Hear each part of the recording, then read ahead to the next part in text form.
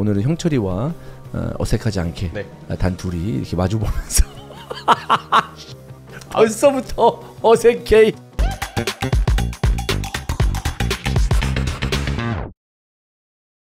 여러분, 여기 셀프 세차장입니다. 이전에 한번 말씀드린 적이 있었던 것 같은데 제 차를 닦다가 제 차 옆에 있는 누군지 모르는 사람 차를 닦은 적이 있었습니다. 자, 어쨌든 오랜만에 셀프 세차장에 나왔는데 그 이유가 블루스원 크리스탈 코트 플러스. 셀프 세차를 하시는 분들은 아마 모를 수가 없는 최강의 제품이라고 보시면 되겠습니다. 더블 크리스탈 코팅, DCC 기술 때문에 코팅층이 2층이다. 지속성 오래가고 자사 제품 대비 딴 거 뭐 굳이 비교할 필요 있겠습니까? 요 원래 제품보다 조금 더 향상된 성능이라고 생각하시면 될 것 같고, 경화 시간 빠르기 때문에 작업 시간 줄일 수 있고, 저희가 작업을 해볼 수 있는 요 샘플 차량을 저희가 구해왔거든요. 직접 한번 시연을 해보는 시간을 갖도록 하겠습니다. 여기 앞에 명섭이가 있으니까 명섭이랑도 한번 같이 비벼볼게요. 왁스를 검은 차에 하면 색깔이 더 좀 선명해진다는 느낌이 나죠. 네, 이렇게 뿌린 다음에 한번 해볼게요. 야, 근데 향이 좋다. 이게 블랙베리 향이래. 블랙베리요? 네. 근데 생각보다 좀 쉽네요, 하기가. 하드하게 하는 분들도 있는데 그렇게 하면 재미를 못 드려. 보세요, 여기 보여? 이거 위에 반사되는 거? 건물이랑? 일로 와서 보면 여기 건물이 보여요. 파리가 낙상한다고 그러잖아. 이러면 여기랑 비교가 많이 되죠. 네. 자, 그러면 툭 하고 흘러내려오는 그거까지 한번 보겠습니다. 자, 이렇게 흘러내려오잖아. 자, 여기는 왁스질을 하기 전입니다. 자, 각도의 차이가 날 수도 있으니까 한 번 더. 멈추잖아. 차이가 네. 물을 우리가 뿌려봤잖아요. 물이 이러면 바로 얼룩 생기거든요. 잡고 있네, 물을. 근데 여기는 또 맺혀져서 그냥 그대로 흘러내려오잖아. 이게 확실히 동글동글 맺혀있고, 이렇게 맺히니까. 얘네는 불규칙하게 네. 이렇게 잡고 있는 것 같아. 이거 추천합니다. 저는 이거 좀 더 닦고 싶어요. 가시면 됩니다. 네, 저 얼른 갈게요. 네, 지차도 안 되죠. 2025년 8월 11일 히든풋볼 PL 들어가도록 하겠습니다. 여러분 안녕하십니까, 이스타존입니다. 안녕하세요, 임현철입니다. 오늘은 형철이와 어색하지 않게 네. 단 둘이 이렇게 마주보면서 벌써부터 어색해. 표정 그딴 식으로 짓지 마, 이 새끼야. 왜 그러세요? 뭐 진지하게. 네, 이지랄 하지 말라고. 우리 같이 한 지가 몇 년인데. 그리고 축구 방송 하면서 축구 얘기는 전국 어딜 가도 재밌게 할 수 있다 생각을 해야죠. 근데 전제 제가 너무 피곤하지 않으면 재밌다라는 건데, 이렇게 형을 보고 나니까 갑자기 급 피곤이 밀려오는 것 같아요. 그래서 오늘은 조금 재미없게 할 수도 있겠네. 아까 이런 생각도 네. 들고 약간 요즘 드립이 네. 너무 살벌합니다. 형철이가 다시 한번 한 제4의 전성기를 구가하고 있는 게 아닌가. 배운 덕이에요. 뭘 배워? 보고 자란 게 뭔데? 네, 그렇습니다. 그래서 형철이와 함께 둘이서 이제 진행을 한번 해볼 거고요. 바로 한번 들어가 보도록 하겠습니다. 어제 커뮤니티 실드가 있었습니다. 네. 커뮤니티 실드에서 리버풀이 결국 이제 승부차이 끝에 패했는데, 전체적으로 경기 내용을 한번 살펴봐야 될 것 같습니다. 중계도 했잖아요. 그렇죠. 네. 일단은 크리스탈 팰리스는 구단 역사상 최초의 커뮤니티 실드 진출이었고, FA컵 최초의 우승에 이어서 커뮤니티 실드 최초의 우승까지 멋진 성과를 일단 냈고요. 리버풀의 2025-26 시즌 커뮤니티 실드 경기 전 분위기는 우승에 대한 기대가 당연히 컸죠. 일단은 이적생들이 굉장히 많았고, 선발을 보면 프림퐁, 케르케스, 에키티케, 다 여기 비르츠까지 다 뛰었기 때문에 이 선수들이 어떤 활약을 할까? 객관적인 전력에서 리버풀이 더 우위지 않을까? 웬걸? 하지만 크리스탈 팰리스가 우승을 차지했고, 승부차기에서 딘 앤더슨이 영웅이 되는 결과가 나왔었죠. 그게 이제 그런 게 있는 것 같아요. 어쨌든 이번 시즌 프리시즌을 돌아봤을 때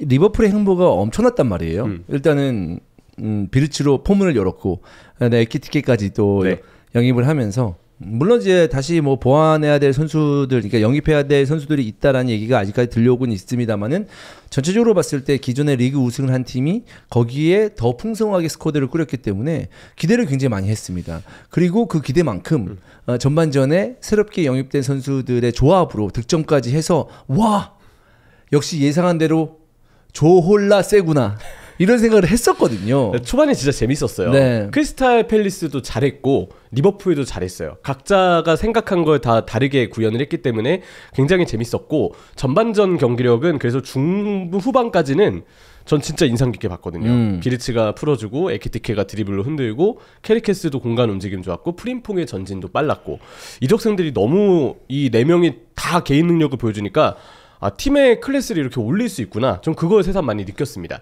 근데 크리스탈 팰리스도 잘한 부분은 리버풀이 이제 새로운 선수들이 와 있다 보니까 조직력이 완전하지 않잖아요.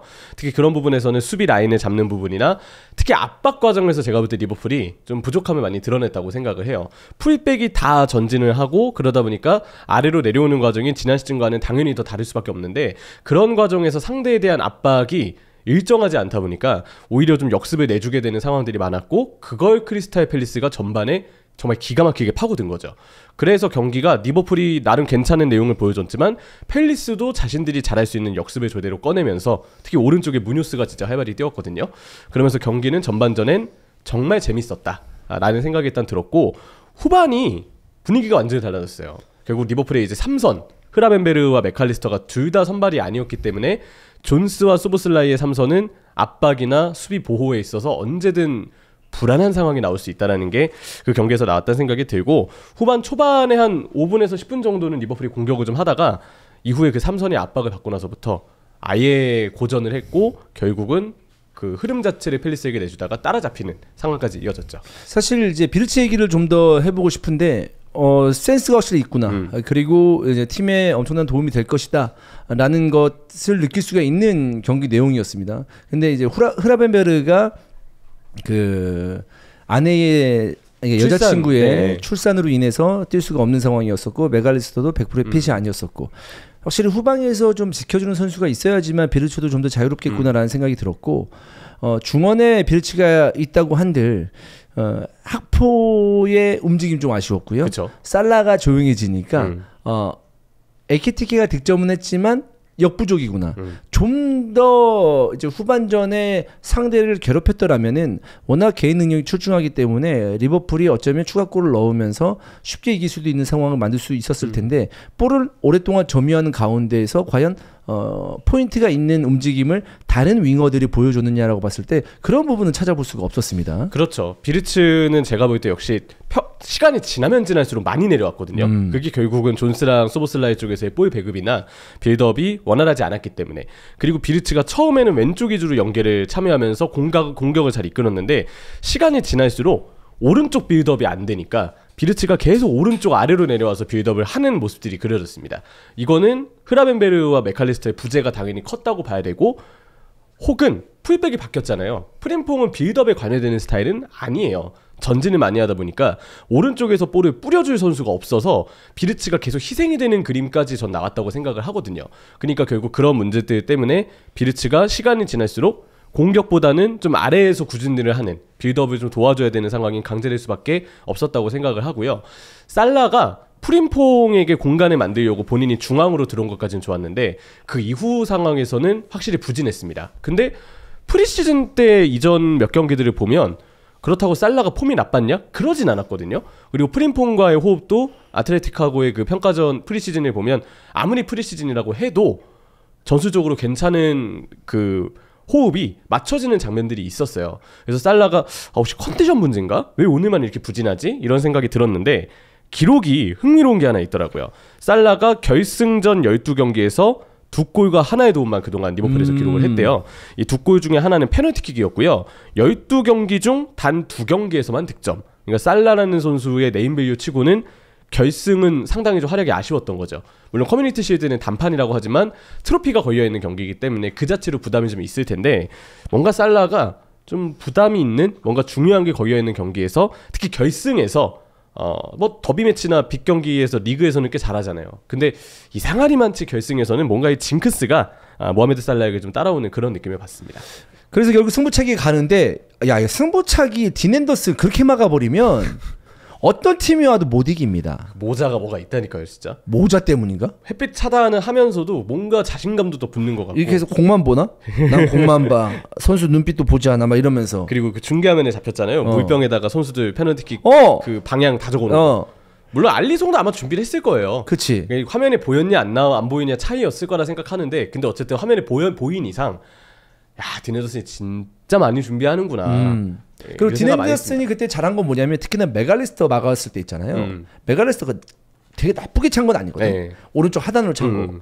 근데 이게 그 다이빙을 떴을 때 그러니까 하비 엘리엇이 찬 게 어설프게 찬 거고 메갈리스터는 그나마 좀 찬 거야. 네. 근데 그 족보를 보고 오케이 메갈리스터 내 왼쪽 하단 아니면 왼쪽 그쪽 방향으로 차라고 해서 한치의 의심도 하지 않고 나는 씨발 무조건 저쪽으로 다이빙 그냥 제 차자마자 타이밍 봐서 그냥 타이밍 맞춰 절로 뛸 거야. 맞아.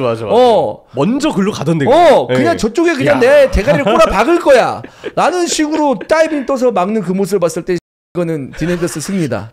이 승부차기는 딘 앤더슨이 마무리한다라는 생각이 확 들더라고요. 진짜 그걸 먼저 옮기려가지고 막는 거 보면 와, 그 대담하면 어떻게 나오는 걸까요, 진짜? 정말 준비가 확고했던 거예요. 그러니까 확고하게 확고하니까. 그런 느낌이 있는 것 같아요. 어차피 선수들이 요즘 타이밍 뺏는 페널티킥을 많이 차기 때문에 이 방향에 대해서 확고한 믿음을 가지고 그 이제 타이밍을 뺏기지 않기 위한 노력 그리고 방향은 무조건 이쪽으로 갈 거야라는 그 플랜이 좀 있어야 되지 않나라는 생각이 들어요. 전 진짜 오랜만에 골키퍼 이렇게 한쪽 측면을 완전히 그냥 아무 생각 없이 뛰는.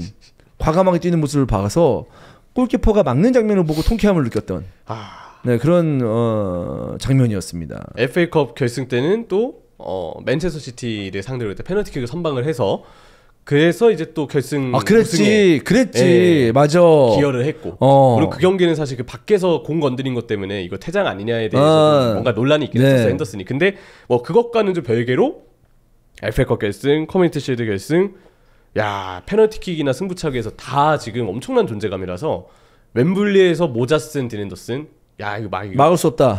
뚫을 수 없다. 그러니까 지난 경기에서도 그러니까 지난 그 FA컵 결승에서도 딘 앤더슨의 성방이 무시무시했거든요. 그쵸. 그러면서 팀을 이제 우승에 올려놨는데 이번에도 팀을 살려놓는 승부차기 선방이 있었습니다. 결국 그 딘 앤더슨이 이제 이번 승부차기 때 영웅이지만 뭐니 해도 제일 중요한 게 1번 키커가 아닌가라는 생각입니다. 그죠? 살라가 그냥 하늘로 이제 눈에서 행동을 했기 때문에 파리전 때 이랬었죠. 네. 그러니까 리버풀이 승부차기가 요즘 조금 부진하네요. 파리전도 그렇고. 네. 그렇게 바꿔서 보면은 켈러가 앞에 떠난 뒤로 좀 요즘에 승부차기 승률이 확 좀 떨어진 느낌이다. 켈러가 또 새삼 너무 좋은 골키퍼였다는 걸 다시 좀 느끼게 하는 것 같습니다. 네. 살라와 함께 오랫동안 리버풀에서 좋은 활약을 했었던 반다이크도 상대에게 PK를 내주면서 좀 아쉬운 모습이었단 말이에요. 네. 결국 이제 중앙 수비수도 리버풀이 노리고 있고 그다음에 이제 살라가 과연 이번 시즌에도 지난 시즌만큼 스탯을 쌓을 수 있느냐도 굉장히 중요한 부분이라고 볼 수 있는데 물론 커뮤니티 실드에서의 활약을 가지고 앞으로의 시즌을 다 이제 전망하는 거는 아니라고 봐요. 근데 이제 크리스탈 팰리스의 전력을 비교해 봤을 때 아쉬운 건 사실이다. 그렇죠. 어쨌든 트로피를 당연히 들고 갈 거라는 예상이 지배적이었으니까요. 아까 살라 얘기했고 비르치 얘기했고 뭐 삼선 이야기했고 했는데 학포 얘기를 안 했죠. 학포 얘기를 안 한 이유는 원래 이렇기 때문입니다. 근데 리버풀 팬들이 네. 학포에 대한 그 생각이 꽤나 부정적이더라고요. 일단은 엄격해질 수밖에 없는 게 루이스 디아스를 팔았잖아요. 디아스를 팔면서 학포를 남겼는데 디아스라는 선수가 갖고 있던 장점은 결국 측면 돌파 능력이에요. 물론 이 선수도 연계는 진짜 못해요. 사실 디아스도 풀백 활용이 잘 안 돼서 그간의 많은 문제점을 드러냈는데 어쨌든 측면에 나름 유망한 혹은 유능한 옵션을 팔면서 학포에 대한 기대치가 자연스럽게 더 높아질 수밖에 없어요. 근데 학포가 보여준 모습은 뭔가 캐리케즈를 잘 활용하지 않는 모습, 드리블할 때 볼을 너무 끄는 모습, 그리고 결정적인 기회를 좀 놓치는 모습 이런 것들이 있기 때문에 학포가 아무래도 평가를 좀 아쉽게 받을 수밖에 없고 엄격하게 평가를 받을 수밖에 없다고 생각을 하고요. 그리고 학포는 이러다가도 한 골 넣으면 그 경기는 뭐 그럼 게임 끝이에요. 근데 골을 못 넣으면 그만큼 비판이 항상 따라오는 스타일이에요. 내용적으로는 학포가 항상 이런 아쉬움이 좀 있었고 그걸 이제 본인이 컨디션 좋을 때 득점으로 만회를 하느냐 아니면 그러지 않느냐를 두고 그 경기에서의 평가들이 많이 엇갈리는 경우가 좀 많은 선수죠. 그러니까 하포의 경쟁력이 어느 정도인지 모르겠습니다. 근데 어제 경기만 봤을 때는 딱 두 가지의 문제점이 있었거든요. 슈팅 타이밍이 너무 느리다. 네, 그렇게 좀 더 빠른 타이밍. 그러니까 소위 말해서 우리가 이제 반박자 빠른 슈팅 이런 식으로 얘기를 하잖아요. 그런 슈팅을 좀 보여준다면은 뭔가 위협적인 모습을 상대에게 보여줄 수 있을 것 같은데 그런 게 없었다. 그렇죠. 그리고 볼을 오랫동안 갖고 있는다라고 봤을 때 그 학포의 시선 처리나 어떤 드리블하는 모습, 트래핑하는 모습을 봤을 때 볼을 잡자마자 뭔가를 오랫동안 볼을 가지고 상대방을 제치겠다라는 느낌보다는 보거든요. 네. 좀 비어있는 공간. 근데 그런 그 패스 길이 쉬운 길은 아니에요. 근데 거기에 정확하게 넣을 수 있는 자신감, 도전하는 자세, 그게 결국 실력인데 네. 왜냐면 거기다가 패스를 넣어주면은 좋은 기회가 나올 수 있어요. 근데 본인도 어렵고 받는 선수도 좀 어려울 수 있는 상황이긴 하지만 그 선수 이제는 받는 선수의 능력이고 거기다 주면은 그야말로 플레이에 대해서 과감한 어떤 플레이가 나오기 때문에 다른 장면을 기대해 볼 수 있는데 거기다 패스를 안 하더라고. 그냥 이거는 자신감 결여의 문제도 있다. 라는 생각도 있어요. 그러니까 본인이 오랫동안 볼을 갖고 싶어서 갖고 있는 게 아니고 보긴 보는데 저기에 뭔가 과감하게 또는 정확하게 볼을 넣을 수 있는 실력이 없던가 자신감이 없던가 약간 그런 것도 느낄 정도였었거든요. 자신감이 있어야 결국 그런 시도를 하니까. 근데 학포 쪽에서 그런 시도들을 해줘야 반대편에 살라나 프림퐁도 덩달아 살아나고 비르츠도 당연히 수혜를 보기 마련이고요. 리버풀이 비르츠가 초중반까지 왼쪽에 연계를 참여해주면서 소보슬라이도 공격적으로는 좀 괜찮았다고 봐요. 그 전반 초중반에는. 그리고 역시 케르케즈도 공간에 들어가는 움직임, 중앙 쪽으로 좀 많이 움직였는데 왼쪽에 힘을 많이 실었던 걸 생각하면 그래서 학포가 뭔가 마무리를 못 해준 게 더 좀 아쉽게 느껴지는 부분이 좀 있지 않나 싶고요. 근데 이적생이 워낙에 많아서 저는 사실 초반에 이런 과도기가 좀 있을 거라고 예상이 되기는 해요. 팀 스쿼드의 절반이 거의 바뀌었는데 그 베스트 11의 절반이 바뀌었는데 그리고 수비 4명 중에 2명이 지금 바뀌어 있잖아요. 과도기를 안 겪을 수 없는 거라 생각해요. 그리고 그 과도기가 나올 대상은 첫 번째는 지금 흐라멘베르 1라운드 보머스전 징계로 빠지고 맥칼리스터가 프리시즌 내내 잔부상 회복하느라 아직 체력이 100%가 아니거든요. 2명이 시즌 8월 한 달 동안에 물론 흐라멘베르는 2라운드부터 돌아오겠지만 1라운드가 당장 일단 문제고 맥칼리스터는 아직 체력이 다 올라오지 않았기 때문에 8월 한 달 동안은 제가 볼 때 컨디션을 좀 지켜봐야 될 것 같아요. 그러면 리버풀은 3선이 일단 초반에 조금 불안정한 상태에서 스타트를 할 수 있다는 부분을 우려할 필요가 좀 있고요. 그리고 수비 집중력. 수비 집중력은 백4의 책임도 있지만 전환 과정의 문제가 저는 좀 크다고 봐요. 크리스탈 팰리스를 상대하면서 윙백 무뇨스를 그렇게 쉽게 내버려두는 팀이 흔치 않거든요. 물론 이제 그 무뇨스나 마테타 같은 선수들은 알고도 못 막는 게 있다고 하지만 제가 본 리버풀의 이날 경기력은 단판전이고 토너먼트고 이 한 경기 결과에 따라서 트로피의 유무가 결정되는 경기인데도 무뇨스에 대한 대비가 너무 좀 안 돼 있는 느낌이었어요. 그나마 학포가 내려와서 커버해주긴 했지만 그 무뇨스 쪽으로 가는 패스들이 압박이 반대편이나 중앙에서 전혀 이루어지지 않으니까 학포가 따라간다고 해도 그냥 무용지물이었거든요. 그러니까 팰리스가 잘 할 수 있는 공격 전개를 압박으로 리버풀이 미리 방해하지 못한 것. 이게 어떤 의미에서 보면은 사실 수비 상황에서 별다른 컨셉이 느껴지지 않았다고도 봐야 되기 때문에 이 부분이 제가 볼 때 가장 전반기 때 우려를 해야 될 부분이 아닌가 싶긴 하더라고요. 그러니까 중앙 수비수뿐만 아니라 이제 측면에서의 움직임도 굉장히 중요하고 수비 때의 집중력이나 위치도 중요하지만 아까 얘기한 것처럼 공격 시에 이 선수들의 또 스타일을 다른 선수들도 이해를 해야 되고 전술적으로도 이 선수의 스타일에 맞게 좀 짜야 되는 상황이다. 아니면 이 선수의 활용 방법을 다른 식으로 강구하든지 그 선수의 스타일을 좀 더 바꿔서 경기를 운영할 수도 있는 부분이니까 양쪽 풀백에 대해서 그리고 중원 지역에서의 압박에 대해서 생각을 해야 되는 상황이다. 그래서 계속 이제 중앙 수비수 얘기도 나오고 근데 저는 양쪽 풀백들의 기동력이나 역동적인 면에서는 굉장히 좋았거든요, 사실. 공격적으로는 진짜 잘해줬어요. 네. 그 와중에 프림퐁이 운이 좋은 득점도 성공을 했고요. 그래서 기대해 볼 부분도 있지만 과연 초반에 흐라벤베르와 메갈리스터가 완벽하지 않은 상황에서 승점을 잘 방어해낼 수 있느냐. 왜냐하면 이렇게 빡빡한 프리미어리그에서 초반에 승점을 드랍하게 된다면은 그 차이가 쭉 오랫동안 가는 경우도 있고 만약 초반에 승리를 하지 못한다면은 그 나쁜 분위기가 계속 팀 분위기를 잠식하면서 퐁당퐁당 그러니까 예를 들어서 승점 3점을 온전히 계속 못 가져가는 그런 상황이 벌어질 수가 있거든요. 그 부분에 있어서 좀 걱정이 된다. 사실 거액을 투자했잖아요. 당장의 우승이라는 성과가 당연히 필요하죠. 게다가 리버풀이 지금 디펜딩 챔피언이기 때문에 비교가 안 될 수가 없거든요. 그런 점에서 보면은 역시 첫 시즌, 그러니까 새로운 선수들이 오고 이제 두 번째 시즌이 이제 니클러스 슬롯 감독이 됐는데 굉장한 부담감 속에서 이제 출발을 좀 하고 있고 팬들의 기대치가 굉장히 높다. 근데 생각보다 전반기 때 이렇게 리버풀을 좀 어렵게 만들 수 있는 위기의 요인들도 존재한다. 이런 거를 꼭 전반기 일정을 돌입하기 전에 이야기를 좀 할 필요는 있다고 생각합니다. 네, 좋습니다. 계속 이제 이런 경기 리뷰를 앞으로 할 것 같은데 다음 주 바로 개막이니까요. 네. 그렇기 때문에 경기에 대해서 또 여러분에게 앞으로 더 많은 것을 얘기해 드리도록 하겠습니다. 자, 다음 경기입니다. 시카고와 LAFC 경기가 있었습니다. 손흥민 선수가 61분에 교체 투입이 됐는데 역시나 손흥민답게 포인트가 되는 활약을 해줬습니다. 페널티킥을 일단 얻었고요. 그리고 그 페널티킥 얻을 때 침투하는 모습이 이날 중앙 공격수로 나왔거든요. 왜냐면 LAFC의 에이스인 부앙가 선수가 기본적으로 왼쪽 윙을 뛰다 보니까 손흥민 선수가 부앙가랑 같이 뛰는 게 당연한데 그러면 부앙가가 기존에 익숙하게 너무 잘해줬던 왼쪽 윙을 부앙가한테 남기고 손흥민 선수가 그래도 최전방을 보지 않을까라고 관측을 했는데 실제로 데뷔전에서의 위치는 최전방이었습니다.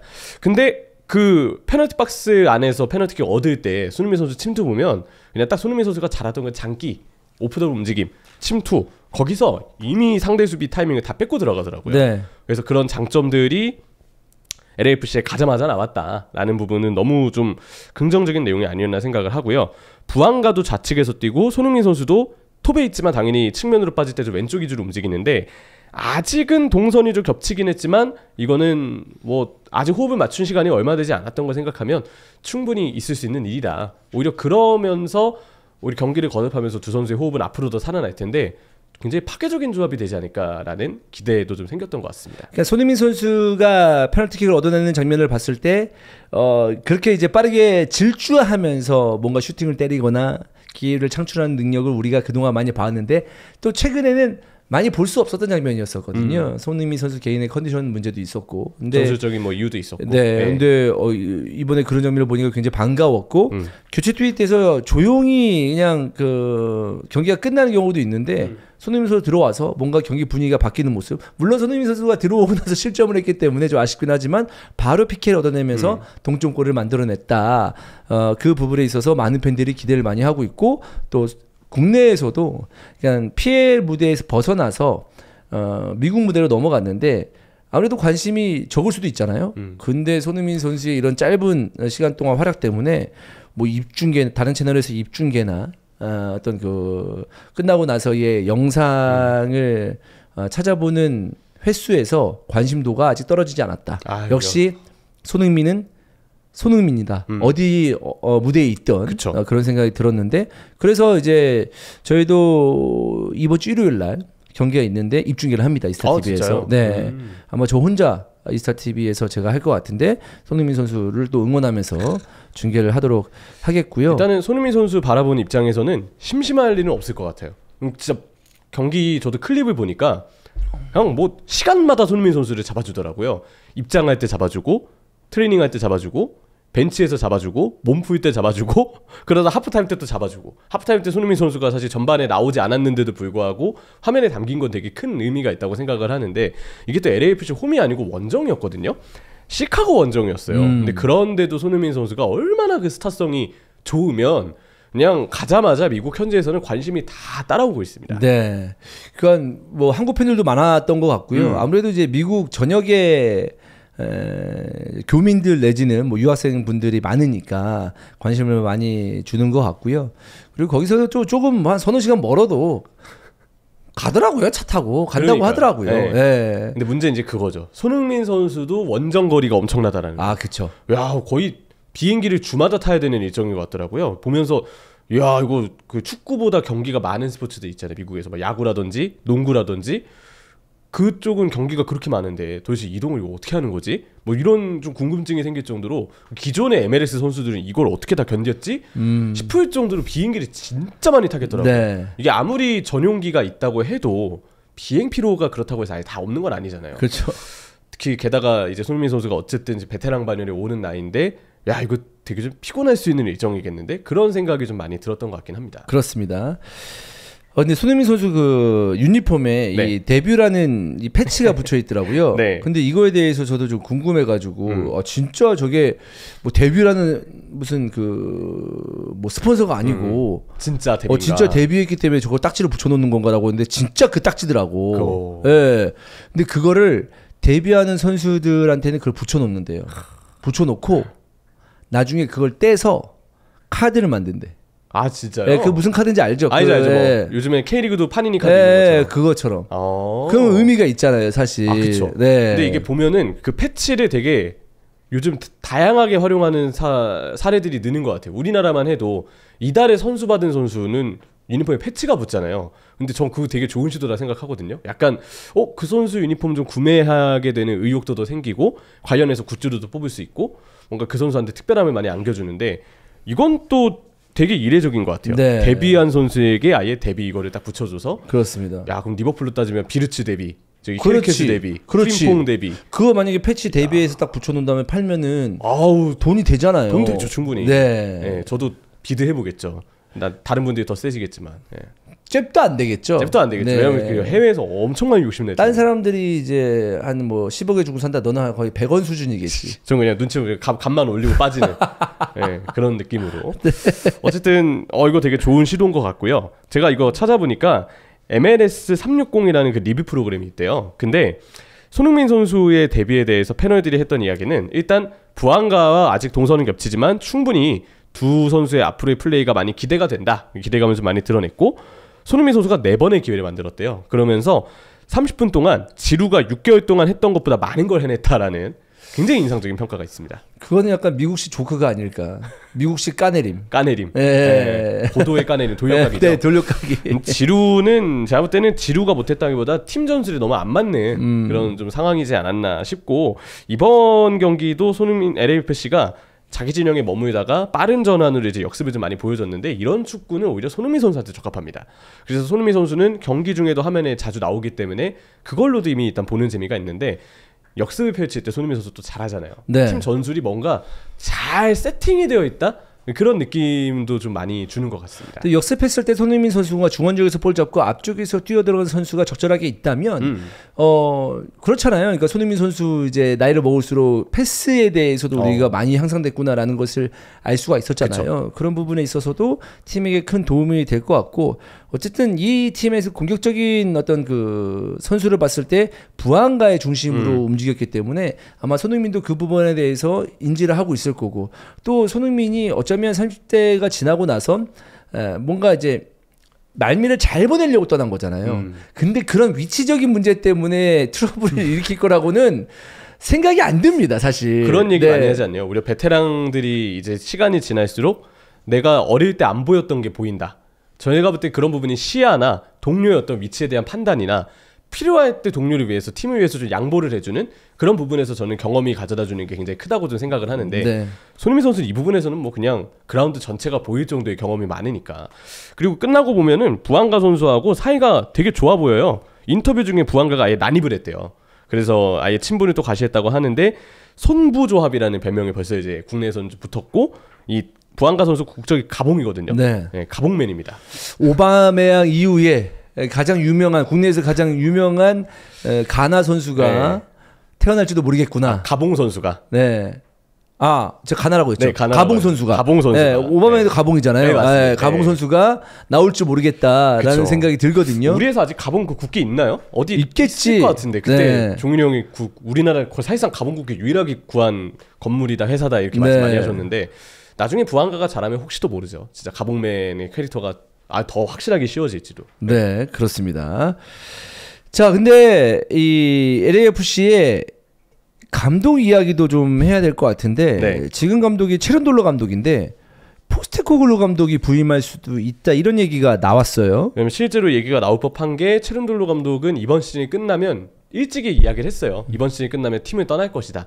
독일로 다시 가서 가족들과 시간을 좀 보내려고 한다라는 인터뷰를 이미 제가 클럽 월드컵 때문에 LAFC를 그때 처음 알았는데 그때 당시 상황을 봤는데 그 전에도 이미 체른돌로 감독은 떠나겠다라고 미리 좀 이야기를 했더라고요. 그래서 이미 감독이 교체는 예정돼 있었던 일이기 때문에 새로운 감독에 대한 이야기가 지금 시점에서는 많이 나올 법하거든요. 근데 포스테코글루면은 일단 손흥민 선수하고 사이가 좋은 편이니까 꽤 좋다고 많이 알려져 있기 때문에 재회 면에서는 괜찮은 부분이 있다고 생각을 하고 어떻게 보세요? 포스테코글루가 만약 LAFC 간다면? 아니 사실 이제 포스테코글루 감독 경질리가 나왔을 때도 그 토트넘 안에서는 선수단과 감독 간의 어떤 끈끈함이 있다. 그리고 이제 같이 또 손흥민과 함께 유로파리그 우승을 했을 때 포스테코글루 감독과 손흥민의 관계는 뭐 굉장히 항상 좋은 걸로 나왔었잖아요. 그쵸. 그래서 그런 부분에 있어서는 뭐 걱정이 없는데 아니 워낙 저쪽에서 하위권을 맴돌아서 어쨌든 손흥민 선수가 뛰고 있는 팀이 잘하면 좋잖아요. 그죠. 그런 부분에 있어서 불안감은 분명히 있죠. 사실 그건 맞는 것 같아요. 그러니까 포스테코글루가 아무래도 MLS가 유럽 5대 리그만큼의 어떤 엄청난 경쟁력이나 당장에 그 정도의 어떤 레벨을 가지고 있지는 않으니까 포스테코글루가 뭐 잉글랜드가 아니더라도 스코틀랜드 아니면 뭐 일본, 호주 대표팀 성과를 다 냈잖아요. 그런 점에서는 미국에 가도 이 감독이 프리미어리그에 있을 때보다는 좀 잘할 것 같긴 하거든요. 근데 그런다고 해서 MLS의 상대 팀들이 그냥 가만히 당하고 있지는 않을 거잖아요. 포스테코글루 왔네? 손흥민 있네? 토트넘 때 자료들을 찾아보겠죠? 그러면 축구 스타일이 확 봐도 보이잖아요.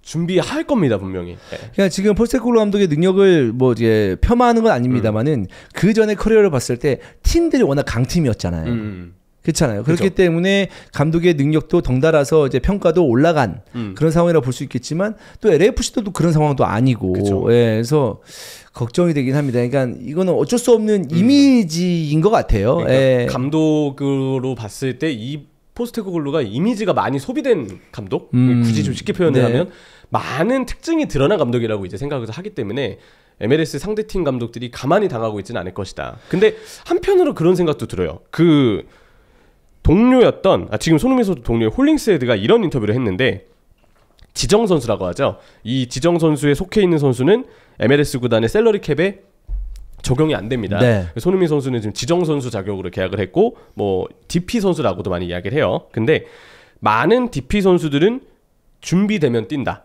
때가 되면 뛴다. 이렇게 말하지만 손흥민은 곧바로 원정을 뛰려 한다. 지난 며칠 동안 LA를 돌아다니느라 잠도 못 잤을 텐데 그는 팀의 일원으로 원정에 바로 참여했다. 손흥민이 스타인 이유가 있다. 30분밖에 안 뛰었지만 경기 이름을 바꿨다. 이거는 뭐 손흥민 선수의 기량도 기량이지만 다른 지정 선수는 좀 쉬어갈 땐 쉬어가고 약간 좀 이 선수가 자신의 역할에 집중한 나머지 팀을 위한 플레이는 좀 소홀할 때가 있다. 이런 이야기를 홀링스헤드가 했는데 손흥민 선수는 DP 선수인데도 불구하고 그간의 모습과는 전혀 달랐다라는 이야기를 했거든요.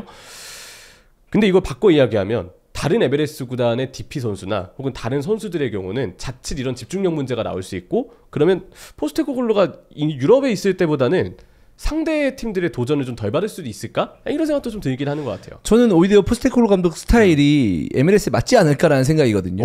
예, 뭔가 보면 얘네들은 뒤가 없구나. 약간 이런 느낌? 어떤 분은 이렇게 얘기하더라고요. 나는 무슨 MLS 봤는데 손흥민 때문에 MLS 봤는데 턴제인 줄 알았다.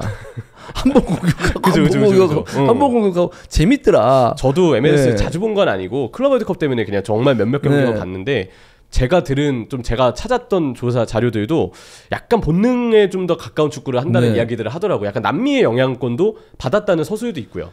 그래서 저는 그걸 느끼긴 했어요. 확실히 물론 응원 문화 때문에 그럴 수도 있겠지만 뭐 스타디움 분위기 때문에 더더욱 더 그렇게 느낄 수도 있겠지만 지난 그 코파 아메리카하고 이제 유로를 같이 했었잖아요. 그래서 이제 많이 중계를 안 했습니다만 유로도 중계하고 코파 아메리카도 중계를 했었거든요. 근데 완전 다르더라고 스타일이. 코파는 진짜 본능적인 축구라고 2, 3분만 한 번씩 싸웠잖아요. 그러면서 와 거칠고 뭔가 진짜 앞으로 전진하기 위해서 축구를 하는구나라는 느낌이었지만 유로는 뭔가 만들면서 하나하나 빚으면서 약간 올라가는 그런 느낌이었거든요. 서로 이제 그 스타일이 다르기 때문에 보는 맛이 이제 있다고 볼 수가 있겠는데 아마 MLS가 그런 느낌이지 않을까. 코파 아메리카 느낌. 당연히 하겠죠. 그쪽에 있으니까. 근데 굉장히 역동적으로 이제 경기가 펼쳐지기 때문에 손흥민 선수를 응원하면서도 많은 분들이 이제 토트넘 경기를 봤을 때 답답했던 게 뭐냐면 그 지리한 경기들. 재미없고 지루하다. 이런 것 때문에 손흥민 선수를 응원하면서도 축구를 보는 게 힘들었었는데 이제 LAFC 경기를 봤을 때는 손흥민도 잘하는데 경기도 졸라 재밌네. 손흥민 잘하고 누가 이기든 상관없다. 약간 이런 느낌으로 경기를 보면 일요일 아침, 주말 아침이 은근히 주말 아침에 쉬고 싶지만 그거 알아요? 할 거 없는 거? 일요일 아침에. 그래서 보통 보는 게 이제 옛날로 따지면 지상파의 퀴즈쇼. 지상파 뭐 퀴즈 대한민국 이런 거 할 때는 아니면 1박 2일 재방송 이런 쪽으로 TV를 많이 돌리죠. 갑자기 오래오래 자고 싶은데 자기도 모르게 루틴 때문에 주말 아침에 일찍 눈이 띄어졌어. 그래서 일어나서 도전 천국 보는 게 옛날 일상이 그냥 어슬렁어슬렁 되는 거거든. 근데 거기에 손흥민이 있다? 나쁘지 않을 것 같아요. 그쵸. 예. 저도 그래서 우리의 이런 시선이 정말 맞는지는 이제부터 사실 MLS를 주로 보시는 분들이 많으실 그쵸. 거고 저희도 사실 그렇잖아요.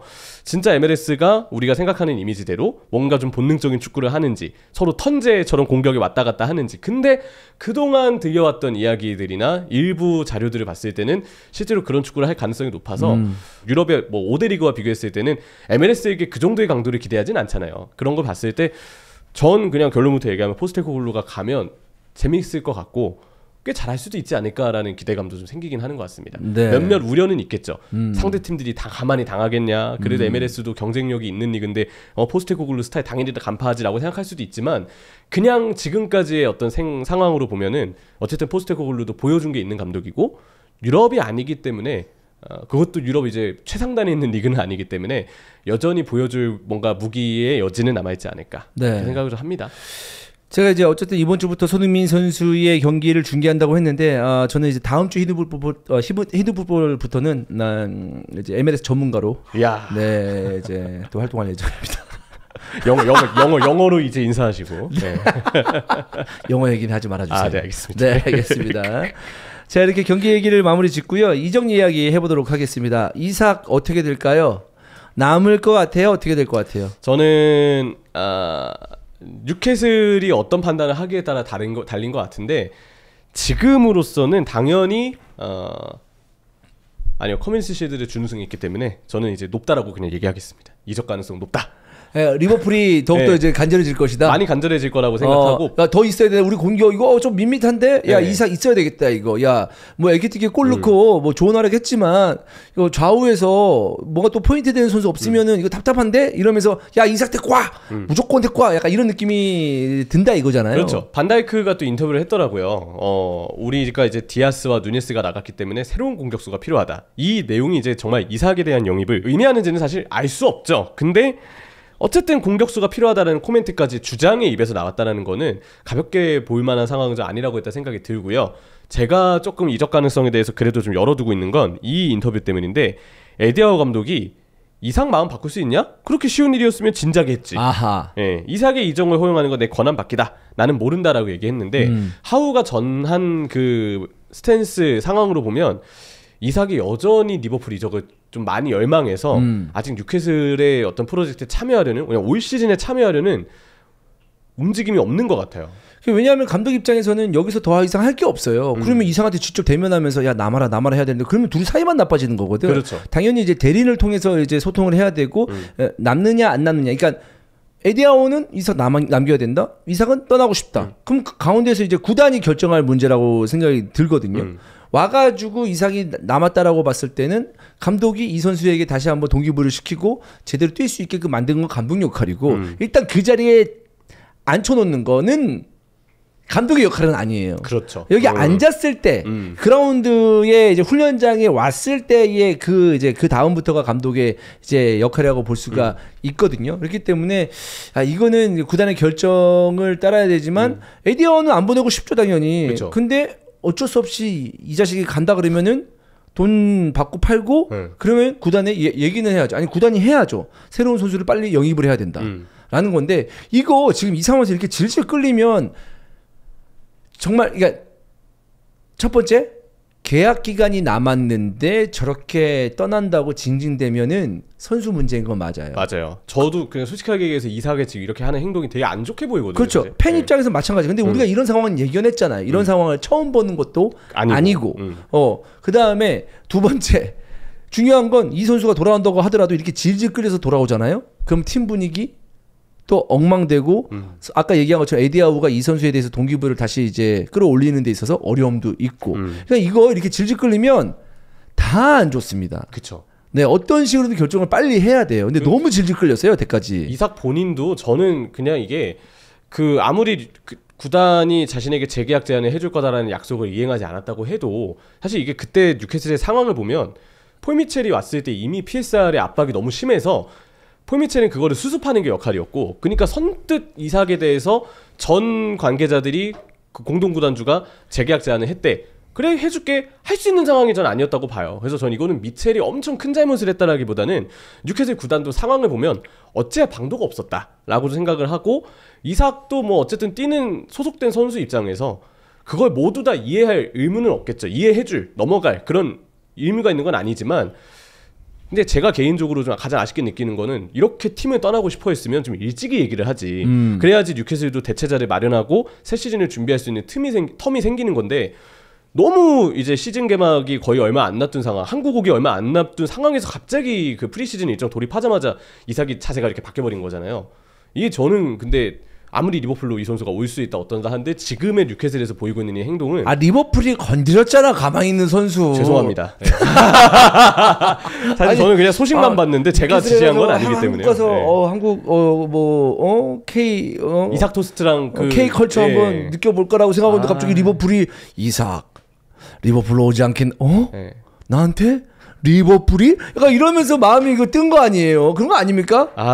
죄송합니다. 다시 말씀드리지만 근데 제 이제 의지는 아니었던 걸로. 네. 어쨌든 이삭의 이런 행동은 너무 아쉽고 그래서 뉴캐슬 팬분들이 화가 너무나도 날 만한 상황이고요. 그렇지. 반대로 생각을 해봐. 반대 많이 겪어봤죠. 쿠티뉴가 그랬잖아요. 네. 저는 그래서 이거는 옹호할 이유가 전혀 없어요. 쿠티뉴도 그랬구나. 네. 네. 근데 선수 영입의 입장에서 봤을 때 어쨌든 리버풀은 지금 공격수가 더 필요해진 상황을 아마 꽤 많이 체감을 했을 거고요. 그래서 전보다는 확률이 좀 올라갔을 것이다. 근데 여전히 변수가 남아있는 건 뉴캐슬의 의사가 일단 첫 번째고 뉴캐슬이 대체자 영입을 해야 되는데 지금 시장 상황이나 남아있는 날짜를 생각해보면 이 대체자 영입이라는 게 정말 쉬운 게 아니에요.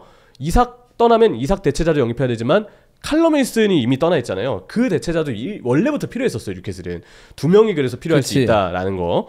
이거 정말 무시할 수 없는 문제이기 때문에 이전보다 리버풀이 영입할 확률이 좀 올라갔을 뿐 그렇다고 해서 무조건 영입을 전제할 수는 없다. 네, 그렇게 봅니다. 네, 그래서 리버풀이 이제 한 2,500억이 넘는 금액을 제안했다 이런 얘기도 들리고 있는데 사실 엄청나게 큰 금액이잖아요. 네. 그러니까 리버풀은 영입할 수 있는 대체자만 있으면 이삭을 팔고 나서 금액으로 보존받을 수 있으니까 뭐 그렇게 생각할 수도 있겠지만 왜냐하면 이삭이라는 선수가 있어봤자 지금 마음이 떴으니까 그렇죠. 보낼 생각이 좀 있다고 하더라도 아마 뉴캐슬 입장에서도 보낼게 보낼 수 있어. 야 근데 그럼 너 빵꾸 난 자리를 그러면 없이 뛰냐? 우리 10명으로 뛰냐? 한 명 더 있어야 될 거 아니야. 그쵸. 아니면 서브까지 2명 있어야 될 거 아니야. 없어 지금. 뭔가 영입을 해야 보낼 거 아니야. 이렇게 얘기할 수밖에 없는 상황이잖아요 사실. 네. 그러니까 뉴캐슬 입장에서도 지금 이미 시즌을 시작하려고 하는데 다음 주 바로 이번 주 바로 개막이잖아요. 너무 시기가 안 좋아요. 이삭이 자기가 원하는 대로 팀을 옮기려고 하기에는. 그래서 이거는 뉴캐슬의 판단에 달렸다. 네. 그리고 제가 뉴캐슬이어도 선뜻 쉽게 보내주지 않을 그러니까요. 네, 그런 얘기를 하고 싶습니다. 그렇습니다. 근데 이거 어떻게 마무리가 될지 그러니까 선수 한 명은 간절하고 구단은 절대 보낼 수가 없고 보낸다고 하더라도 그러면은 내년 시즌의 성적이 불보듯 뻔한데. 그러니까요. 예. 그럼 또 책임은 구단이 져야 되는데. 진짜 어려운 상황입니다. 네. 네. 그러니까 참 여러모로 이삭이 타이밍이 안 좋다. 네. 그리고 이 타이밍에 그런 행동을 하는 것도 안 좋다. 그렇게 생각합니다. 수비수와 또 좋은 미드필더까지 영입을 했고 공격수도 영입했던 리버풀이 이제는 수비 라인에 좀 집중을 할 것처럼 보이는데 계속 게이 얘기가 나왔습니다. 그렇죠. 공교롭게도 이제 커뮤니티 실드에서 맞대결을 했던 상대가 수정궁이었었고 수정궁의 중앙 수비수 게이였었는데 근데 게이가 경기 막판에 이제 부상을 당하는 모습이 있었거든요. 그렇죠. 네. 그래서 주장인데도 불구하고 풀타임을 못 뛰고 마지막 시간대 이제 교체아웃이 돼서 나갔죠. 근데 게이가 이 선수가 저는 플레이를 통해서 충분히 장점을 보여줬다 생각해요. 그 오른발로 왼쪽에서 올려서 크로스 배달해준 거, 공격 가담해준 거, 빌드업해준 거, 마크 게이의 능력이 이런 것이다라는 거를 좀 확실하게 보여줬다고 느끼고 리버풀이 노리고 있는 건 맞습니다. 그리고 지금 이외 구단들의 어떤 마크 게이에 대한 관심도가 혹은 뭔가 이적설이 리버풀만큼 진하진 않았어요. 가볍게 여러 구단들 첼시를 비롯해서 얘기가 없었던 건 아니지만 리버풀이 그중에서 가장 많이 언급이 됐다고 생각을 하거든요. 근데 문제는 마크 게이는 계약 기간이 크리스탈 팰리스랑 1년이 남아있고요. 1년이 남아있는 계약 기간에 리버풀이 크리스탈 팰리스가 요구하는 금액을 모두 맞춰주는 건 아깝다. 이걸 이제 전제하다 보니까 서로 이적료에 대한 이견 차이가 커서 아직까지 협상에 대해서 진지하게 뭔가 진행이 되고 있다라든지 진전이 있다라든지 이렇게 볼 수 있는 상황은 아니죠. 그렇습니다. 그래서 정말 리버풀은 시즌이 다음 주에 개막하는데도 불구하고 최전방에 또 이제 어떤 선수를 원하고 있고 중앙 수비 포지션에서도 뭐 레오니 얘기도 있긴 해요. 선수를 원하고 있는 상황입니다. 레오니는 정말 어린 선수고 어쨌든 이 선수도 수비적인 부분 뭐 키도 크고 기대할 수 있는 부분은 있긴 한데 그래도 이제 경험이나 프리미어리그 적응 여부를 생각했을 때 지금 리버풀은 그리고 센터백이 주전급이 필요하고요. 그래서 좀 더 즉시 전력감을 찾아야 되는 게 이번 이적 시장에는 맞는 것 같아요. 사람마다 이제 그 선호도는 다르겠지만 가능하다면 저는 마크 게이가 정말 너무 좋은 매물이다. 매물이라기보다 너무 좋은 선수다. 근데 이것도 팰리스가 쉽게 보내진 않을 거고 마크 게이를 비롯해서 크리스탈 팰리스 선수들은 지금 팀에 대한 충성심이 꽤 좋습니다. 토너먼트에서 트로피를 따내기도 했고 팀 분위기가 되게 좋대요. 그래서 계약 기간이 1년 남아있고 뭐 마크 게이가 리버풀행을 선호하고 뭐 이런 얘기가 나온다 해도 제가 볼 때는 구단이 원하는 스탠스가 있으면 거기에 무조건 따라갈 가능성이 높습니다. 뭔가 억제 행동을 이삭처럼 하진 않을 것 같아요. 네. 리버풀한테 이거 협상 난이도가 꽤 있다는 거를 보여주죠. 그렇습니다. 자, 다른 매각 관련을 말씀드리면은 누네즈가 이제 아릴랄로 이제 오피셜 떴습니다. 네. 아릴랄로 가는 게 오피셜 떴는데 잘 팔았어요. 잘 팔았죠. 네. 1억유로 거의 본전치기예요. 좋죠. 네, 거의 물론 이제 뭐 당연히 뭐 1,200억 차이가 있는데 그거야 뭐. 그거는 그거 갖다가 우리 뭐 손해 봤다 이렇게 얘기하면 안 되죠. 이 정도 금액인데. 그죠? 손해 본 거는 이제 팬들의 속만 탄 거죠. 네. 그 한 3년이었죠. 3년 동안 이제 제발 터져라 했는데 이제 결국 복권은 긁어봤지만 아쉽게도 당첨은 되지 않은 걸로. 하지만 누네즈가 떠났습니다만은 경기 중에 리버풀의 공격진들이 이상한 슛을 날릴 때마다 누네즈 행동 이렇게 나오거든요. 그 누네즈 유산은 남았습니다. 어제도 그랬나요? 네, 누네즈 모먼트. 네, 누네즈 모먼트. 네, 누네즈가 여러모로 참 많은 걸 남기고 갔어요. 그렇습니다. 이적료를 어쨌든 잘 받았다는 거에 저는 가장 큰 의미를 부여하고 싶고요. 다른 유럽 구단들은 아마 이 정도의 이적료 수익을 만들지는 못했겠죠. 지금 보면은 이제 이적료가 5,300만 유로에 옵션까지 붙어서 뭐 우리나라 돈으로 최소 857억 원 이상이다 이런 이야기가 있는데 잘 팔았습니다. 그리고 팔아야 되는 시기도 맞았다고 생각을 하고요. 누네스가 리버풀에 오래 남아 있었다고 해도 뭔가 극적으로 달라지진 않았을 거라고 봅니다. 네, 그렇습니다. 또 치미카스를 노팅엄이 노리고 있다라는 거고, 치미카스 이적료는 뭐 확실하게 나온 건 아닌데 뭐 180억 수준이다라고 했을 때 이거 너무 싼 거 아닌가? 치미카스가 180억 정도는 아니지. 더 비싸게 팔면 좋죠. 근데 아마 이것도 일단 치미카스 이적이 리버풀은 매각을 생각하고 있을 거라는 거 다른 구단들이 다 알고 있을 거라서. 왜냐면 왼쪽에 이제 켈케스하고 로버트스 나오고 있으니까요. 네. 그러니까 아마 너네 어차피 내보낼 거잖아. 아마 사려는 구단이 좀 뭔가 자신들이 원하는 바를 요구하기가 더 갖춰진 환경인 것 같아요. 네. 그래서 이적료가 좀 낮게 나왔지만 부디 이거보다 좀 높아 있기를 좀 더 받을 수 있게 바라야죠. 그렇습니다. 네. 또 엘리엇을 라이프치히가 시몬스 대체자로 노리고 있는 중이다라는 거고요. 어제도 잠깐 나왔었죠. 막판에 나왔던 하비 엘리엇이었고, 그다음에 키에사도 세리에에 좀 복귀할 거다. 네. 뭐 이런 얘기도 나오고 있는 상황입니다. 지금 이탈리아 계속 간만 보고 있어요. 키에사. 정확히 이탈리아에서도 뭔가 확실한 제안을 하지 않은 것 같은데. 왜 저기 키에사도 주급 생각하면은 이건 좀 아니다. 좀 주급이 적진 않기 때문에. 거의 공짜로 돈을 받아가는 거와 다름이 없습니다. 키에사는. 그렇죠. 네, 그리고 지금 기여하는 바도 맞아요. 뛰지 않고 있기 때문에 네.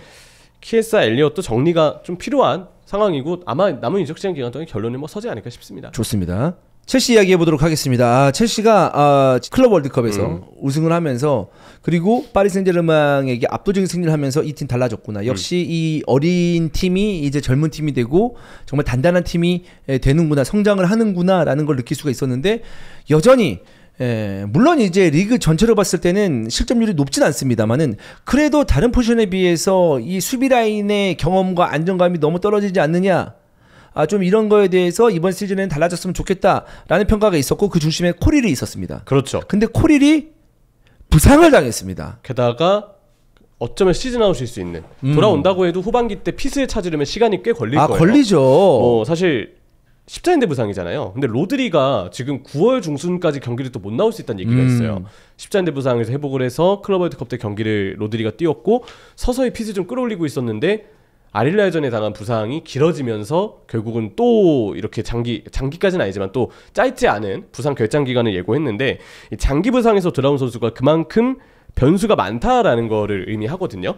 그래서 이 장기 부상, 십자인대 부상은 상당히 위험한데 코릴이 지금 너무 좋았던 흐름에 첼시에서 지난 시즌 초반 출발할 때는 되게 불안정하고 믿기 힘들다. 근데 경기를 거듭할수록 수비력이 점점 발전하고 무엇보다 이 선수도 첼시에 대한 애정이 크기 때문에 백스리의 스위퍼 자리에서 보여준 수비력이 점점 좋아졌거든요.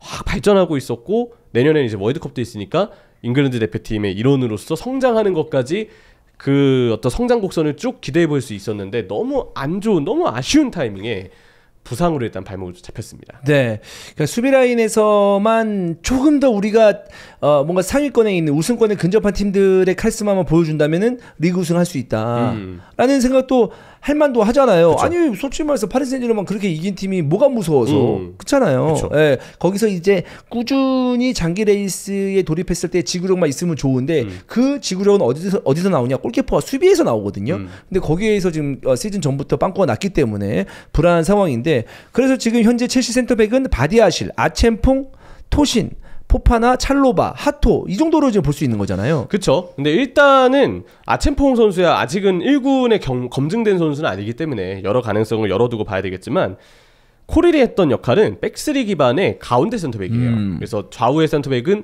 측면으로 좀 전진도 한다든지 공격 시에 좀 올라와서 볼을 좀 풀어준다든지 전진 수비를 한다든지 이런 식으로 전진을 어느 정도 확보받게 되는데 이 가운데 센터백, 백스리의 스위퍼라고 부르는 가운데 센터백은 최종 수비수의 좀 개념이라서 더 아래쪽에 머물면서 수비를 최종적으로 담당하고 커버하는 경우들이 많았거든요. 코릴이 그걸 잘했고 지금 코릴이 빠지면서 그 역할을 해줄 선수는 보면 토신밖에 없어요. 결국 다른 선수들이 다 좀 스토퍼 유형의 선수에 좀 가깝기 때문에 토신 아드라비오의 팀 비중이 이러면 좀 많이 지난 시즌보다 올라가게 될 텐데 물론 지난 시즌 나올 때 토신 선수가 잘했죠. 근데 확고한 주전 입지는 사실 아니었잖아요. 근데 토신이 만약에 이 백스리 스위퍼 자리에서 확고한 주전으로 풀 시즌에 뛴다. 계속 팬들에게 오면 경기에서 모습이 좀 드러난다. 그때도 코릴만큼의 좋은 평가를 받을 수 있을지에 대해서는 여기에 사실 변수가 있는 거죠. 네. 자, 계속 가르나초 얘기가 나오고 있는데 가르나초도 가르나초지만 이제 중앙 수비 포지션을 또 어떠한 선수를 메꿔야 되냐라고 봤을 때 중앙 수비수의 뎁스가 얇진 않아요, 첼시가. 그렇기 때문에 지금 있는 선수의 성장과 안정감을 바라야 되는 상황이라고 볼 수가 있겠습니다. 일단 포파나 절대 안 다쳐야 되고요. 네. 찰로바는 지난 시즌 후반기 때처럼 정말 열심히 띄워주면서 스쿼드 한 자리는 차지해주는 게 좋고 뭐 문제는 이제 포파나는 찰로바다 스위퍼보다는 좌우 센터백에 스토퍼에 좀 더 어울린다라는 게 좀 우려점이기는 하죠. 아쳔퐁이 일단 기대보다 성장을 더 해주기를 바라야 될 것 같고 상황에 따라서는 하토나 쿠쿠레아 중에 한 명이 백스리에 들어가면서 오히려 측면 윙백을 두 선수 중에 한 명이 좀 보게 되는 그런 그림을 어쩌면 그려야 될 수도 있긴 합니다. 그렇습니다. 자, 방금 얘기한 것처럼 가르나초 얘기를 좀 해야 될 것 같은데 어쨌든 가르나초는 이적을 팀이나 가르나초 본인도 원하는 상황처럼 보이잖아요, 사실. 네, 그리고 가르나초도 이제 새로운 팀을 찾고 있는 상황인데 가장 유력한 팀이 첼시라고 계속 이야기가 나오고 있습니다. 이적을 하겠죠? 얘기가 꽤 많이 나오는 거 봐서는 좀 진지하게 이 딜이 성사될 가능성이 커 보이는데 아직은 금액에 대한 이견차가 있는 것 같아요. 맨유는 5천만 파운드를 요구 중, 첼시는 무조건 4천만 파운드 이하를 원하고 있다. 이 1천만 파운드의 차이가 결코 적다고 할 수 없기 때문에 여전히 구단 간의 합의가 좀 변수가 되지 않을까 싶고요. 뭐 개인은 가르나초 측에서 이미 첼시행은 너무 원하고 있기 때문에 원만하게 갈 것 같지만 그리고 이미 지금 센터백진의 뎁스가 얇아진 상황에서 하토나 쿠쿠레아 중에 한 명이 그 변형 백스리 기준이긴 하지만 백스리의 일원으로 들어간다고 하면은 나머지 둘 중에 한 명이 윙백을 보게 되고 그 선수가 오히려 가운데로 들어올 걸 생각했을 때 왼쪽 윙이 측면을 좀 벌려줘야 되기 때문에 그래서 가르나초가 필요하다라고 보는 것 같기는 합니다. 근데 이런 어떤 이 선수의 쓰임새 어떤 역할 이런 걸 떠나서 그럼에도 팬들이 가르나초에 대해서 우려하고 반대하는 이유는 태도라고 생각해요. 그렇죠. 태도가 결국 제가 볼 때 제일 문제고. 애티튜드가 사실 이 선수가 굉장히 어린 나이예요. 이 선수는 사실 진짜 정말 어린 나이입니다. 그러니까 앞으로도 사실 달라질 여지도 있긴 한 거죠. 있긴 하지만 이 어린 나이부터 이 선수의 어떤 행동들이 좀 기행적인 게 좀 있습니다. 그죠? 그러니까 타투할 수 있죠. 근데 타투가 너무 과하다든가. 그리고 타투를 받으면서 전자담배를 물고 있다든가. 이런 어떤 그 축구 외적으로 다른 걸 좀 많이 신경 쓰고 있는 모습, 또 팬들을 신경 쓰게 하는 모습들이 좀 팬들을 불안하게 만드는 거죠. 이거는 개인적으로도 뭐 쓰임새는 저도 어떻게 찾아보면 있을 것 같긴 해요. 뭐 타이릭 조지가 만약 좀 팀을 떠나게 되고 시몬스도 있기는 하지만 좀 시몬스와 다른 유형으로 또 다른 어떤 측면 옵션을 가르나초로 필요로 한다면 뭐 좀 선수가 많은 느낌은 있지만 그래 그렇다고 이 선수가 쓰임새가 없는 건 아니니까 좀 어느 정도 이해는 되는데 태도 때문에 저도 선뜻 이게 좋다라고 얘기하기가 좀 힘든 것 같아요. 너무 염려되는 게 많아요. 제가 이제 이번 시즌에 그래도 첼시를 거의 모든 경기를 좀 보려고 해요.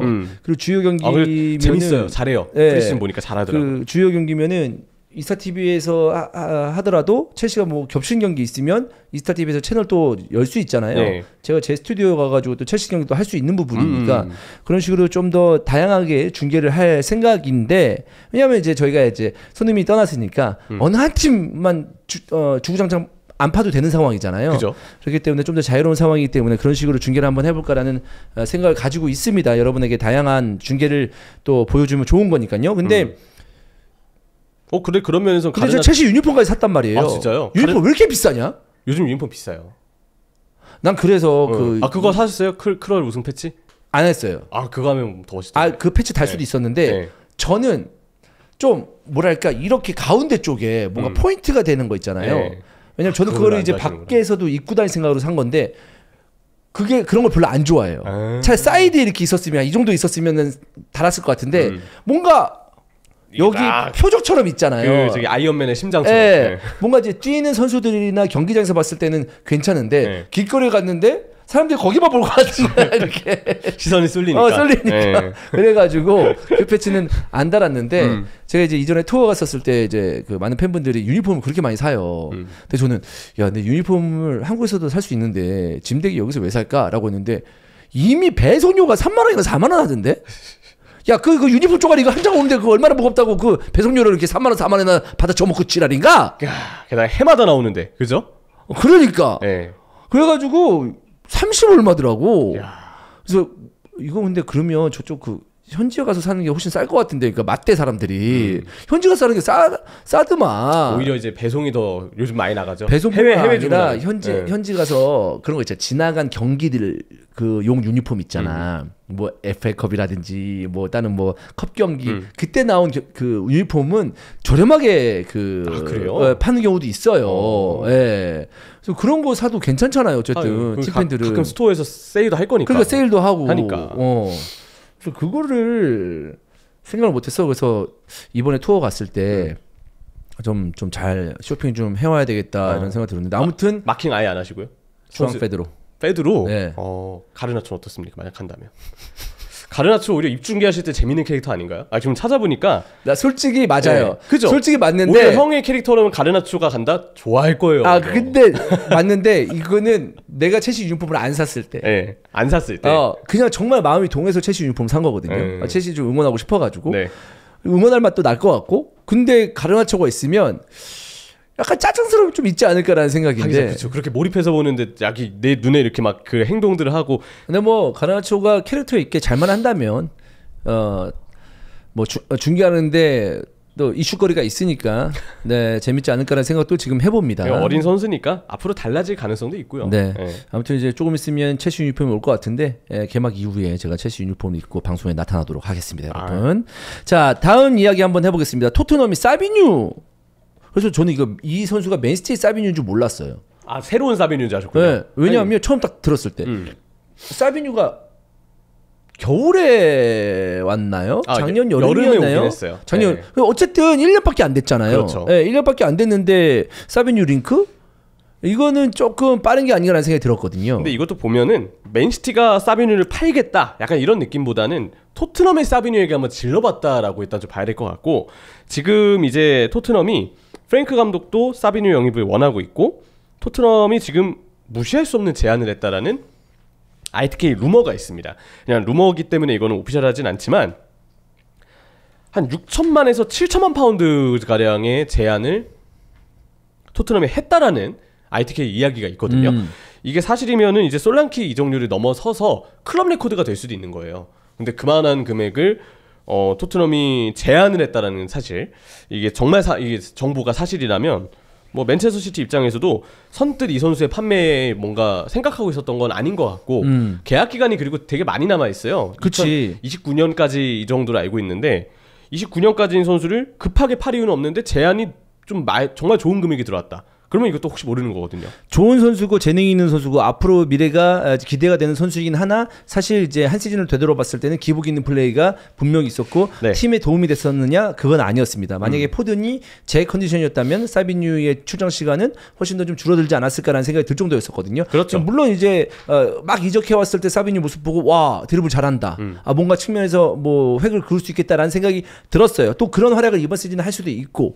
근데 이제 맨시티 입장에서도 그런 선수를 만약 쉽게 팔기는 어렵다는 거죠. 그렇죠. 이 선수가 이제 20살인가 21살 정도 안 됐나? 나이가 그렇게 많지는 않아요. 그러니까 일단은 리그가 개막 얼마 안 놔둔 상황이기 때문에 당장 1군에서 좀 뛰었던 선수라면 어떤 팀이건 쉽게 이 타이밍에 선수를 보내는 거는 쉬운 일이 일단 아니고요. 지금 찾아와서 사비뉴 선수 나이를 보니까 21살. 그러니까요. 2004년생. 네네. 네, 그러니까 어리죠, 여전히. 그리고 사실 또 앞서 말씀해 주셨지만 지로나에서 임대 복귀되고 이제 한 시즌 뛴 거거든요. 그러니까 경력이 사실 길지 않아요. 맨체스터 시티에서의 시간이. 근데 대신에 이제 사비뉴가 맨시티에서 보여준 뭔가 한계가 무엇이었냐라고 보면 결국은 득점력일 것 같아요. 도움을 참 많이 기록하고 드리블로 흔들어주고 좀 동료들을 지원해준 것까지는 좋은데 골을 항상 중요할 때 못 넣어줬기 때문에 아마 그런 부분에서 시티가 혹시 답답함을 좀 그간의 사비뉴 선수에게 좀 느끼지 않았을까? 이런 느낌도 좀 생각을 해볼 수는 있는 거죠. 네, 그렇습니다. 어쨌든 사비뉴가 가능성은 정말 적어 보입니다만 토트넘에 온다면은 토트넘 입장에서는 엄청나게 큰 도움이 되는 선수이긴 합니다. 바로 쓸 수 있는 선수고요. 그렇죠. 그리고 양민혁이 이제 포츠머스로 한 시즌 임대를 갖고 이번 임대가 좀 마지막이었으면 좋겠습니다. 이번 시즌 임대가 1군에서 한번 남았어요. 네, 이제 이번에 임대 갔다 오고 돌아오면 이제 3년 차가 되는 거거든요. 3년 차 이적 3년 차에는 팀의 그래도 준주전급 선수로 좀 남으면 좋지 않을까라는 생각이고 나이대가 딱 그때가 제일 좋긴 해요. 그렇죠. 그리고 바꿔 이야기하면 아직 유럽 간지 1년이 안 됐어요. 그러니까 지금은 일단 더 많은 출전 기회를 받는 게 뭐 맞는 것 같고 이후에 경쟁력을 꼭 확보받았으면 좋겠습니다. 그렇습니다. 자, 그리고 맨유 얘기를 마지막으로 해볼게요. 세스코가 왔습니다. 네. 많은 맨유 팬들이 기대를 많이 하고 있어요. 지금 진짜 이게 보면서 너무 나는 좀 안타깝고 슬펐던 게 뭐냐면 최전방 공격수를 사기 위해서 돈을 많이 썼는데 그 영입된 선수를 제대로 쓰지도 못하고 새로운 선수가 올 때마다 기대를 할 수밖에 없는 이 맨유 팬들의 상황. 그러니까 붙박이 스트라이커가 없는 이 상황이 뭐 아스날도 마찬가지긴 합니다만은 그래도 성적 자체가 다르잖아요. 예, 그래서 이 거의 맨유 팬들은 이 선수가 정말 많은 걸 해주길 바라고 있습니다. 호일룬 문제가 제일 컸죠. 네, 호일룬이 너무 컸죠. 네, 근데 그렇다고 해서 아까워 호일룬. 여기 쏟아부은 돈이 너무 아까워. 계속 기다리면 되겠지? 절대 되지 않을 겁니다. 호일룬이 프리시즌 때도 열심히는 뛰고 전보다 좀 빨라진 느낌이긴 했어요. 근데 그러면서도 결국 다 한계가 드러났던 게 연계할 때 실수, 득점력도 기복이 있었고요. 그래서 호일룬을 그냥 믿고 계속 시즌을 이어가는 건 이게 오히려 너무 큰 도박수이기 때문에 오히려 그 뭔가 공격수에 대한 전반적인 아쉬움을 해소해줄 새로운 후보군을 찾는 건 팀 입장에서는 시도해봄직한 일이고 시도해야 되는 일입니다. 그리고 세슈코가 맨체스터 유나이티드 행을 본인이 정말 많이 원했다라고 알려져 있죠. 이 인터뷰를 봐도 맨유의 날 흥분시킨 건 맨유의 미래다. 그러니까 팀의 비전에 대해서 세슈코가 마음이 좀 흔들렸고 이 팀이 계속 성장하고 다시 트로피를 놓고 경쟁할 수 있도록 모든 것이 준비되어 있다는 것이 분명했다라는 이야기를 했는데 팀 입장에서도 팀을 위해서 헌신할 수 있는 선수가 더 많이 필요한 게 사실이에요. 특히 맨체스터 유나이티드의 경우는 재건을 해야 되기 때문에 더 그렇고요. 세슈코는 그런 마음가짐이 되어 있는 선수인 것 같기 때문에 선수가 어떤 기량을 보여줬는지 어떤 폼인지 이것보다도 중요한 건 저는 이런 동기부여가 아닐까. 그 부분에서 세슈코는 좋은 선수인 것 같습니다. 이 지금으로서 봤을 때는. 네. 빨리 골 넣어야 돼요. 세슈코. 이 요케레스는 이번에 저 아틀레티코 경기 때 바로 골 넣었잖아요. 헤더로 기가 막히게 하나 물론 이제 프리시즌이긴 합니다만. 네. 근데 어쨌든 이제 시즌 돌입하고 나서 세슈코가 언제 출장할지 모르겠으나 뭐 개막전부터 아스날 맨유거든요. 맨유 아스날 경기인데 그때 뭐 바로 선발 출장하지는 않겠죠? 근데 혹시 모르죠. 왜냐면 그렇다고 해서 최전방에 지금 뭔가 쓸만한 자원이 확고하네라고 하면 사실 그러지도 않았기 때문에 그렇죠. 예, 바로는 아니더라도 생각보다 좀 적지 않게 기회를 받을 수도 있을 것 같다는 생각이 들긴 합니다. 근데 본인 감각이 제일 문제긴 하겠죠. 그래서 이제 어쨌든 세슈코가 빠르게 팀에 도움이 돼서 그래도 이제 맨유 팬들이 경기를 볼 때마다 조금은 기대를 가지고 경기를 봤으면 한다라는 생각이 있고요. 호일루는 이제 떠나겠죠. 원하는 팀이 있습니까? AC 밀란이 임대를 관심을 갖고 있다는 얘기가 있고요. 임대료는 400만 파운드, 구매 옵션 3,900만 파운드가 포함된 오퍼를 했다는 이야기가 있습니다. 근데 이게 지금 흔히 이야기하는 1티어 기자들의 이야기가 아니기 때문에 그냥 이런 루머 정도가 있다라고 지금은 좀 봐야 될 것 같고요. 호일룬이 워낙에 자신감이 떨어진 모습을 많이 보였기 때문에 명확하게 수요하는 팀을 찾기가 일단 뭐 당장은 좀 기다려봐야 된다라는 입장을 좀 취하고 싶네요. 네. 자, 이렇게 저희가 오늘 준비한 이야기는 다 끝이 났고요. 개막전 이야기 한번 해보도록 하겠습니다. 새벽 4시에 토요일 새벽 4시죠. 리버풀과 본머스의 경기가 있는데 이것도 이스타TV에서 중계를 하겠고요. 이어서 토트넘과 벌리 경기도 저희가 이스타TV에서 중계를 합니다. 지금 토트넘 분위기를 보고 저희가 입중계를 이어가지 않을지는 좀 지켜봐야 되는 상황이고, 이후에 울버햄튼과 맨시티 경기도 저희가 중계를 하고, 그 다음에 방금 말씀드린 첼시와 크리스탈 팰리스 수정국의 기세가 커뮤니티 실드 우승으로 만만치 않은데 이 경기도 저희가 중계를 하도록 하겠습니다. 가장 중요한 경기죠. 맨유와 아스날 경기 역시 중계를 해서 이번 주말에 입중계가 모두 4개가 지금 제가 4개 말씀드렸죠? 네, 4개 말씀드렸습니다. 5개다. 5개군요. 5개가 준비되어 있고 저는 12시 30분에 맨유와 아스날 경기 이건 일요일에서 월요일 넘어가는 경기구나. 네. 그래서 아마도 울버햄튼과 맨시티 경기가 끝나고 나서 그날 바로 이제 아침에 LAFC 경기를 제가 또 입중계를 할 거고, 약간 지옥의 일정입니다. 네. 박싱데이를 갑자기. 네. 개막전인데. 근데 이렇게 입중계를 이제 하고 아마도 종윤이와 제가 번갈아 가면서 할 거예요. 지금 아직 초반이기 때문에 체력이 좀 있기 때문에 하는 건데, 어쩔 수 없이 이걸 다 2명씩 소화하면은 텐션도 떨어지고 집중도도 안 생기고 하기 때문에 이거는 저희가 또 조절을 해서 입중계를 또 잘 재밌게 준비하도록 하겠습니다. 자, 종윤이가 없는 가운데 되게 열심히 우리가 말을 했던 것 같은데, 확실히 2명에서 빈틈없이 얘기하려면 3명 있는 거와 좀 다른 점이 있어요. 체력적으로도 힘들긴 해요. 많은 말을 쏟아야 되니까. 네. 그래서 저희가 최대한 그래도 많은 얘기를 하기 위해서 좀 노력을 했고, 뭐 거듭 말씀드리지만 둘의 방송 소식을 듣고 그 피곤이 몰려왔지만 재밌게 그래도 형이랑 오랜만에 축구 얘기 짜득했던 것 같습니다. 네, 그렇습니다. 둘이서 하면 그 역동성은 있어요. 그렇죠. 네. 다다다다다다다 얘기하기 진짜. 때문에. 네. 자, 다음 주에는 종윤이와 함께 돌아오도록 하겠습니다. 여기까지입니다. 여러분 고맙습니다. 감사합니다.